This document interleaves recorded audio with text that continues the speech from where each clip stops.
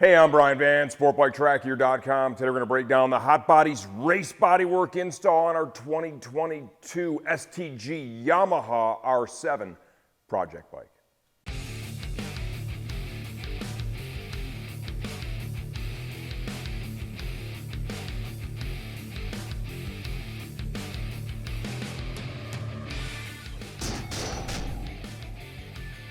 Okay, Hotbodies race bodywork is our budget, right? Our value line of race bodywork. I'm going to start off by saying they did a really good job on this kit. This fit really, really well, okay? The exterior finish of it is maybe just a little bit rougher than some of the more expensive brands. With that said, it's very important that you understand what you have here. You have affordable race bodywork. It needs to look good at like 50 miles an hour when the photographer's taking a picture, right? You put some paint on this, you put some graphics on this, it is going to look amazing. And I'm going to reiterate one more time, they did a really good job with the pattern for this kit. The molds are good. This fit really nice. I was pleasantly surprised as I went through the install, which I'm going to detail as we go through this video, all the steps that I took. I had to trim one area. The Hotbodies kit is designed to work around the OEM exhaust, right? With any of the systems that we use, got a Yosh here, we have an M4. This had to be relieved in this area. This was a very simple trim, and that's kind of normal. You'll see that with different race body works. You get to some of the aftermarket exhausts, you might have to make some modifications in that area. There were no other spots where I had to do any trimming whatsoever. And let's go ahead and go around and show people the fit that we've got. Here's our tail. We definitely are installing and keeping this OEM trim panel here. I've got that tied in, which I'm going to show you, very important. I've got that tied into the rear tail section, and that really helps to get the tail installed securely, okay? As we come further forward, you can see all the body lines up here are nice.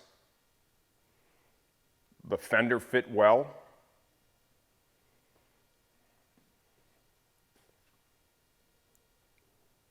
The duct that's not used for ram air in the front, that fit good. The windscreen installed nicely. All the way around, like I said, very impressed. We're going to take this apart piece by piece, and I'm going to show you exactly what I did to get this end result. Let's start by removing the lower fairing. Now, you're going to see this right here, our Dews fasteners. The way they have this, there's like a dip, right? A recession in the lower, and it creates kind of a ridge, and you can't, just naturally push that back and have it sit.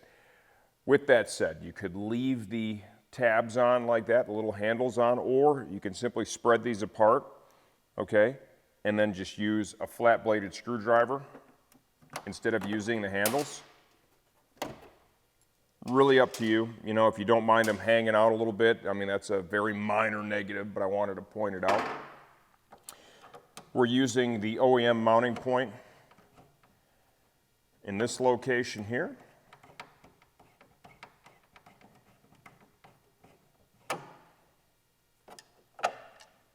There's a little mount bracket for the OEM bodywork back here. You do not use that with this kit. I removed it. There's an 8mm fastener, right? Took that off. Come over to the other side.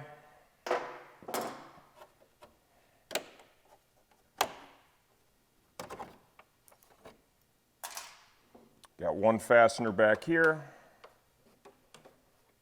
That is in the OEM location. When I get these off, give you a good look at the panel, and I'll show you the spots where I drilled it.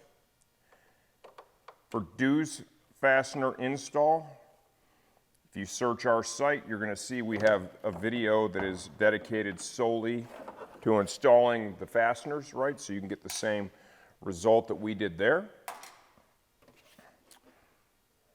There's where I drilled that, dead on. And right in the center there. And you can see with each one of these, those were also drilled right in the center. You look inside at the finish of our lower belly pan. Now we're going to kind of move back. You know what? Forget that. Let's go to the fender. So on this one, we're going to do everything. So what I did here on the fender is I like to replace all the OEM hardware with some hardware that I've sourced myself. You can find all these on Amazon. Right? I just order boxes of them. I put enough bikes together that I'm able to go through the majority of the fasteners. So I just order a whole bunch of different lengths and sizes. I reuse the top hat spacers that were in the OEM fender. So I drill out the fender. To accept the top hat spacer, I put the top hat spacer on the outside and then the fastener through the top hat. I found that works best.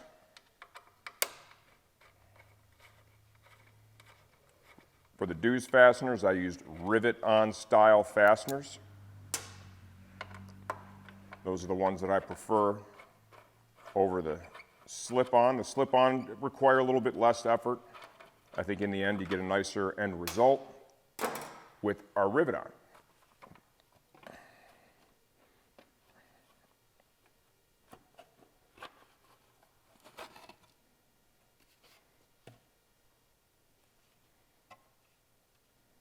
You can see those are drilled right on center.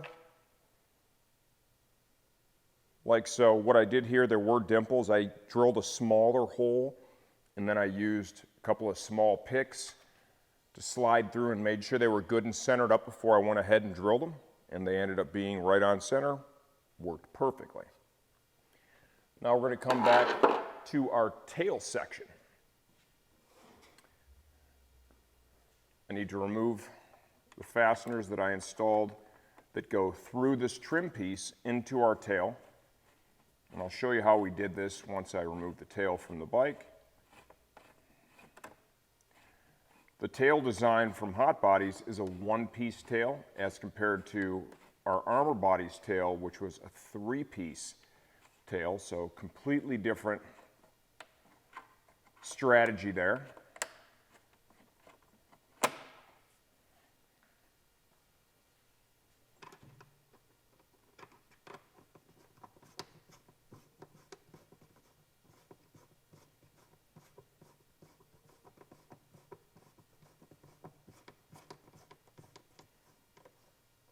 When I come back, we're going to have the bike table lowered down, and we'll begin disassembling the rest. All right, next up is our seat. These are the two OEM fasteners back here. Go ahead and remove those. Those are 5mm internal hex.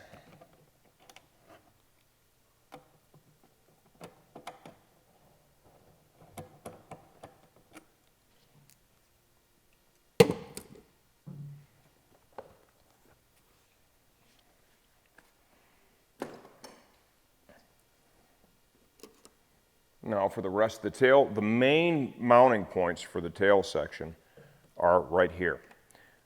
What I did is I used some tapered seat fasteners along with those plastic washers that are designed to work with a tapered seat fastener. Did that so you have a little more surface area contacting the fiberglass and that main mounting point. And it's also a little softer than the metal, so you're not really crunching down on it. Initially, when I went to install the tail, it was different. I had done the other kit first, the Armor Bodies kit first, and I liked how that tail went on, and when I saw this one went on different, at first I didn't really like it. And then as I went through and I completed this, I got to tell you, I like the end result. Here's two more fasteners that we used that attach it to the trim panel on the side. And once I get this tail off, I'll detail exactly how I did all that.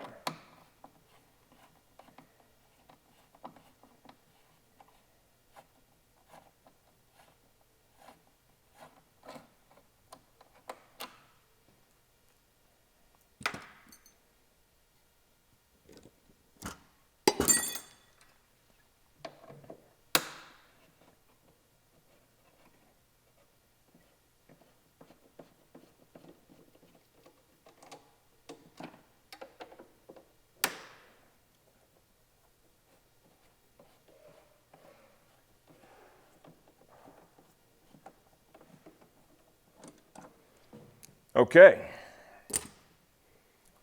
now to remove the tail, just kind of pull back here, push down, and you can see what I did here is I used some J-nuts that I had.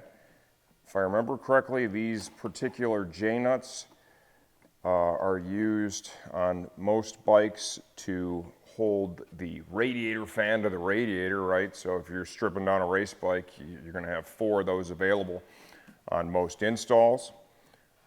You can see how I installed those. What I did when I installed the tail is the first thing you have to do is you have to remove this rear support, okay? That is not used with this tail section. And then I slid this on. I wanted to get an idea of did the dimples for these 2 main mounting holes line up. They did. I pulled it off. I drilled the appropriate size. I slid it back on. And then what I did is I used a black Sharpie while that was bolted in place and this was bolted in place. And I traced this oval right here, if you want to kind of show that. I traced that, and then this oval and the oval over here onto the bodywork. I then knew where I could drill through for J-nut installation.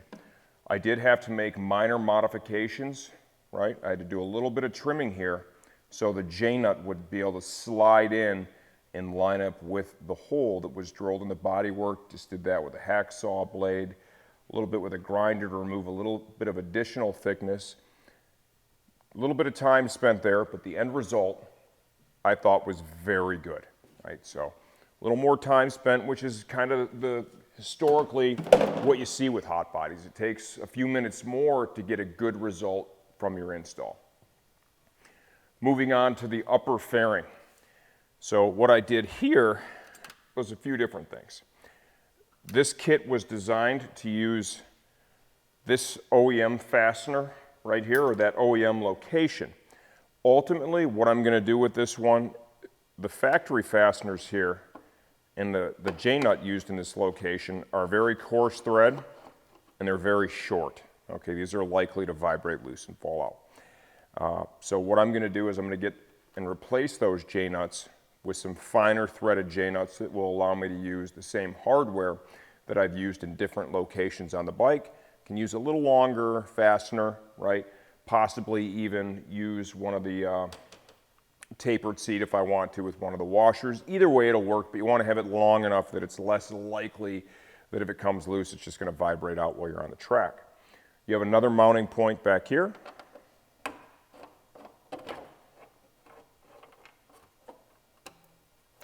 Go ahead and remove that one.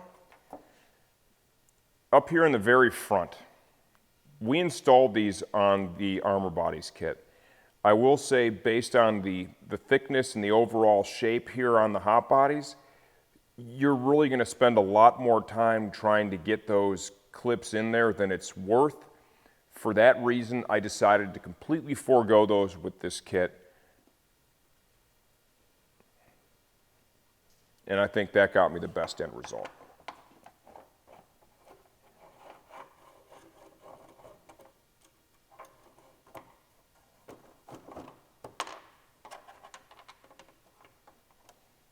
Pull the OEM fastener out here.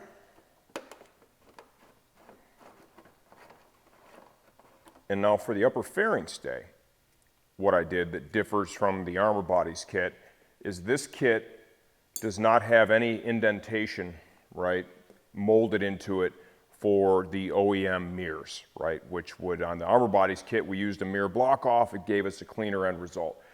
This just had 2 dimples for mounting holes, and these line up with the uppermost hole on the OEM fairing bracket. And what I did here is I installed riv nuts in that. And we'll show you that when we get it off. Tapered seat fastener here with that plastic washer so you don't destroy the bodywork. This is the OEM windscreen on the bike. It fit fine. There weren't really any clear dimples. to drill the holes for the windscreen. So what I did there is I pulled the well nuts for the windscreen out of the windscreen, and from the back side I held it in place. I traced the holes using a little Sharpie, and then I drilled in the corresponding locations, big enough for the OEM windscreen screws to fit through, and it worked great. Go ahead and pull this off. We have frame sliders on the bike, so you have to pull a little bit further there. And then of course up here in the leading edge, right, you've got these, just the shape of this upper. And this was this way with both kits. It's a little tight up in this area.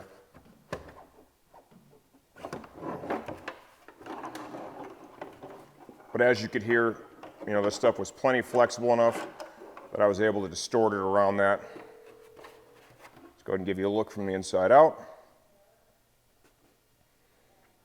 Overall, the quality and the finish inside there is what it should be. You can see right there, that's drilled in the center. Also drilled in the center. There is a tab here and there was a little dimple. It turned out those were both in the right place. Before I drilled either one of those, when I drilled and mounted this one, I verified this was going to line up before I drilled in that location. I would recommend that you do the same thing.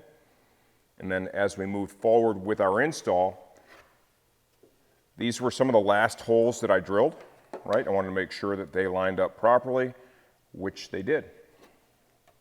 Give you a look inside what is not a ram air duct, but it's styled to look like one. You can see what we did here with the upper fairing stay.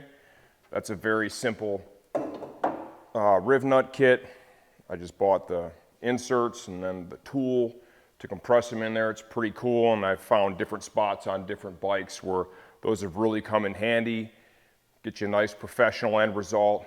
Makes taking the bodywork on and off a whole hell of a lot easier. So, all in all, what do I think? They did a great job with this kit. It provides tremendous value. It's the most affordable stuff that we offer out there. There's sale periods where it's super cheap, right? This is a bike that I would not hesitate to put it on. I think you follow the steps that we showed you there, you're going to get a good end result. Something else I need to point out that you remove from the bike, and it does present one minor challenge. Let me grab these. There are air deflectors that come on. They're installed right here on the sides of the radiator, right? I'm sorry, I had that backwards. They're on the sides of the radiator, and then they mount up to the fairing stay here. The Hotbodies bodywork is molded to include the air deflectors, so you no longer need these. This one on the left side holds the voltage regulator, so what you're going to need to do then is you're going to need to relocate that. So what are we going to do with that? I have not yet done it, but what I am going to do with it, I took a quick look. I didn't see anyone offering a bracket yet. There probably is someone out there that has one.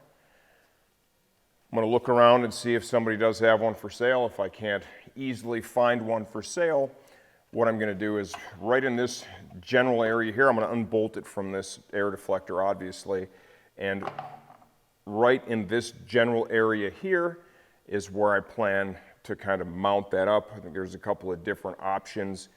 We could probably get behind that one motor mount bolt there, probably get behind this, have a nice bracket formed in there.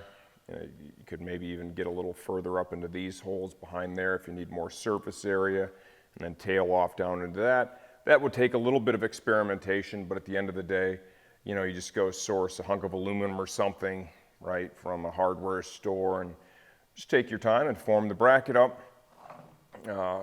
You're in a big hurry and you just want to go out for your first ride or your first track day, you could probably secure it in position with some cable ties for the short term, right? And that would work out fine. I'm happy with the kit. I think most people are going to be stoked with it. They did a good job. It's a good value. If you have any questions, leave those in the comments section of this video. I answer all that stuff myself. I'm always here to make sure you get the same result from your project that we did ours.